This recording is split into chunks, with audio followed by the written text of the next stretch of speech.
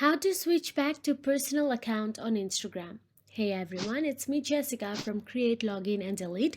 So let's get started with the tutorial. First of all, open the Instagram app on your mobile device and make sure you are logged into your Instagram account. Once done so, simply tap on your profile icon at the bottom right corner of your screen and navigate to your profile section. Now, once inside your profile, tap on the three dashboard at the top right corner of your screen.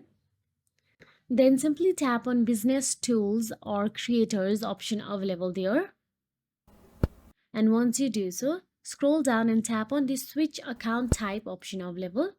Then tap on the Switch to Personal account and confirm your choice by tapping Switch to Personal. Now switching to a personal account will disable access to Instagram Insights, promotions and other professional tools. You can also make your account private by simply tapping on the three dashboard at the top right corner. Then tap on the account privacy and make your account private as well. That is it. If you found this video helpful, please like, share and subscribe, and thank you so much for watching.